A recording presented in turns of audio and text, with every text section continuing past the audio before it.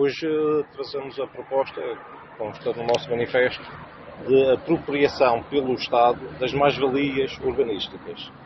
Estas mais-valias correspondem à valorização dos terrenos quando são reclassificados de uma utilização agrícola ou florestal para terreno urbanizável. Essa valorização é enorme, em muitos casos ultrapassa o valor do terreno, multiplica-se por 100, e isso resulta apenas de um ato administrativo do Estado, normalmente das autarquias, mas também, em alguns casos, do Governo Central. E nascem assim fortunas da noite para o dia, literalmente, resultando apenas de uma assinatura de um responsável político.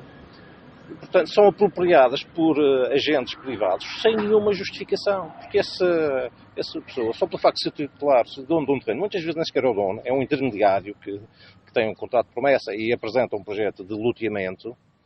Portanto, assim, do nada, surgem fortunas fabulosas. Um terreno agrícola que normalmente, em média no país, é valorizado a 10 mil euros o hectare. Depois de loteado, depois de ser classificado como urbanizável, esse mesmo hectare passa a valer 1 milhão, em média. Portanto, é uma fortunas que surgiram do nada e que ficaram na mão dos privados. Quem é que pagou essas fortunas? Todas as pessoas que foram comprar casa com crédito à habitação. Tiveram que se endividar. Essas mais-valias, no custo final da habitação, representa, muitas vezes, em média, 50% no país. Portanto, a nossa proposta é alterar a legislação para que essas mais-valias sejam apropriadas pelo Estado. É o que se passa na Europa, nos países do Norte da Europa, dos países mais desenvolvidos. Este regime que surgiu em Portugal em 65, que até aí não havia loteamentos em terrenos privados.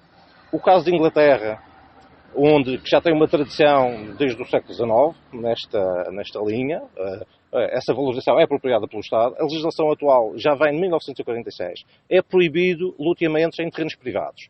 Quando há uma expansão de uma cidade, primeiro o Estado, as autarquias, expropria, estabelece os lotes e depois leiloa a quem quiser construir a sua casa. Isso resulta que o lucro dessa mais-valia fica para o Estado. Logo, o Estado não tem mais fontes de receitas. As estimativas que foram feitas nos anos loucos da construção, de 95 até 2007, 2008, indicam para um valor de mais-valias urbanísticas superior a 200 mil milhões de euros, que representa sensivelmente o valor da dívida pública externa do país.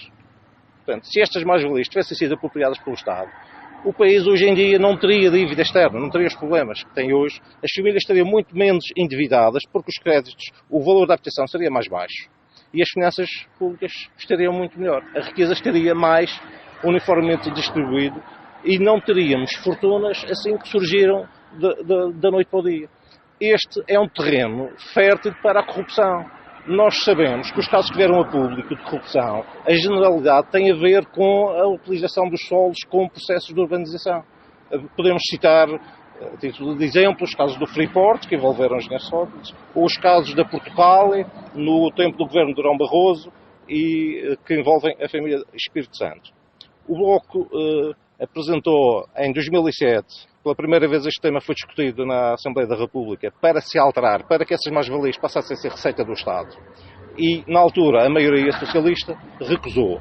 Recentemente foi aprovada uma nova lei dos solos.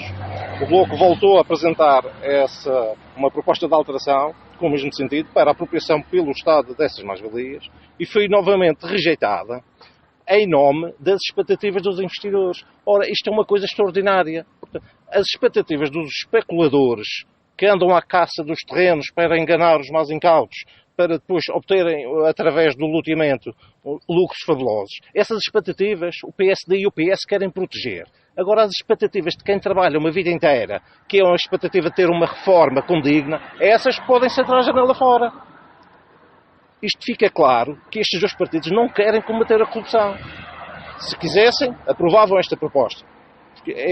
Combater a corrupção, isto é necessário identificar o problema na fonte e cortar o mal pela raiz. Não se combate a corrupção andando por aí a apregoar nomes, a insultar a A e a B, a chamar corrupto a este e àquele. Precisa identificar corretamente os problemas e apresentá-los. E o Bloco fez já, mais que uma vez, essa proposta, e os partidos que são maioria, que têm sido governo, recusam. Não querem combater a corrupção, querem proteger estes esquemas de enriquecimento rápido que se entroncam também com o financiamento desses mesmos partidos e das campanhas eleitorais. Isto é uma questão fundamental que justifica a maior parte da dívida externa e justifica a maior parte da corrupção. Portanto, estes dois fenómenos estão intimamente ligados, a dívida e a corrupção. Não foi os portugueses que andaram a viver acima das suas possibilidades. Foram estes fenómenos que justificam a situação em que o país está neste momento. Ok, obrigada.